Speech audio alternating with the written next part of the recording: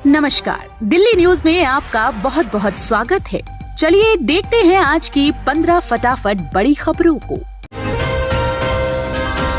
विधायकों की खरीद फरोख्त का आरोप का केजरीवाल और आतिशी देंगे लिखित जवाब। विधायकों के खरीद फरोख्त दावे के मामले में आम आदमी party Delhi police crime branch के नोटिस का डिटेल में लिखित जवाब देगी। पार्टी ने कहा है कि वह अगले कुछ दिनों में जवाब देगी। क्राइम ब्रांच ने मुख्यमंत्री अरविंद केजरीवाल और मंत्री आतिशी मार्लेना को आज 5 फरवरी तक जवाब देने का नोटिस जारी किया था। हालांकि आम आदमी पार्टी का कहना है कि क्राइम ब्रांच के नोटिस को नोटिस कहना गलत होगा, बल्कि वो एक सफेद चिट्ठी है जिसका जवाब आम आदमी पार्टी अगले कुछ दिनों में देगी।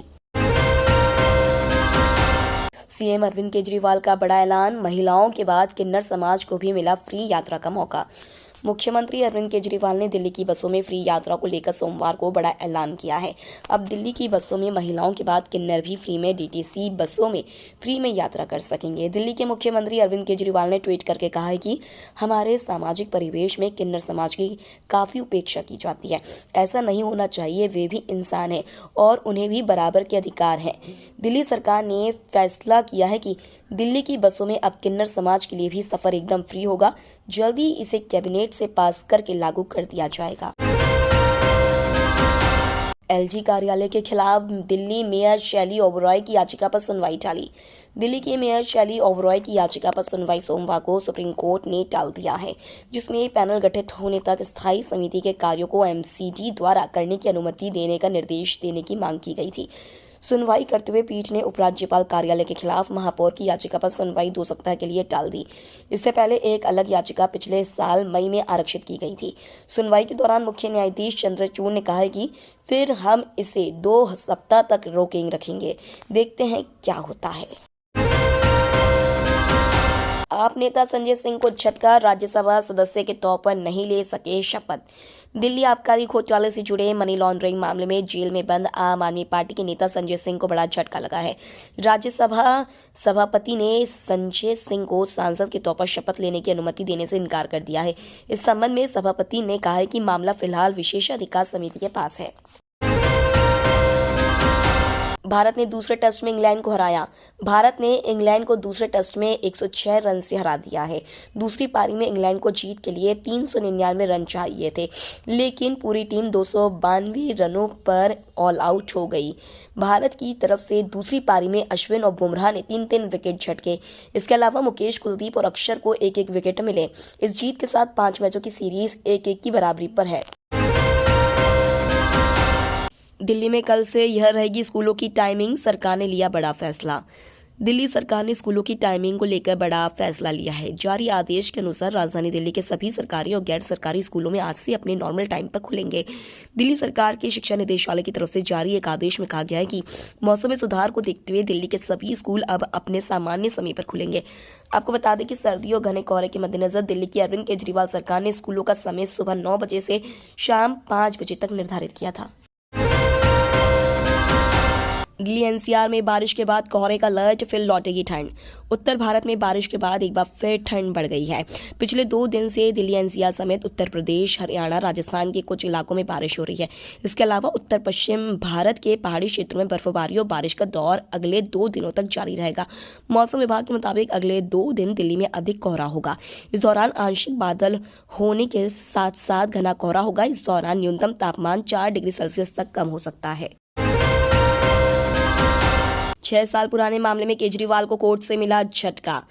दिल्ली उच्च न्यायालय ने यूट्यूबर ध्रुव राठी द्वारा बनाए गए बीजेपी आईटी सेल पार्ट 2 शीर्षक वाले वीडियो को रीट्वीट करने के लिए दिल्ली के मुख्यमंत्री अरविंद केजरीवाल के खिलाफ दायर आपराधिक मानहानि मामले को रद्द करने से इनकार कर दिया। न्यायमूर्ति स्वर्णकांता शर्मा ने मामले में अरविंद केजरीवाल को तलब करने के निचली अदालत के आदेश को बरकरार रखा है।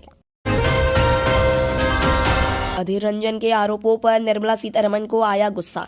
जीएसटी बकाया विवाद मामले को लेकर वित्त मंत्री निर्मला सीतारमण और कांग्रेस सांसद अधीर रंजन चौधरी के बीच संसद में बहस हुई। वित्त मंत्री निर्मला सीतारमण ने संसद में कांग्रेस सांसद के आरोपों पर पलटवार करते हुए कहा कि राज्यों को ट्रांसफर वित्त आयोग की सिफारिश के अनुसार होता है और कर राजस्व के आवंटन में उनके पास कोई विवेकाधिकार नहीं था।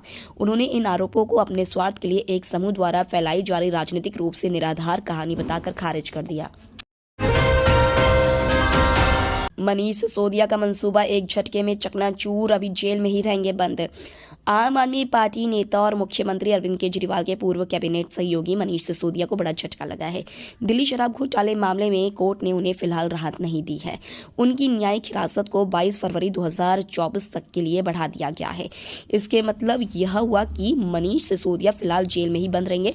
बता दें कि अनियमितता उजागर होने के बाद दिल्ली आबकारी नीति को निरस्त कर दिया गया।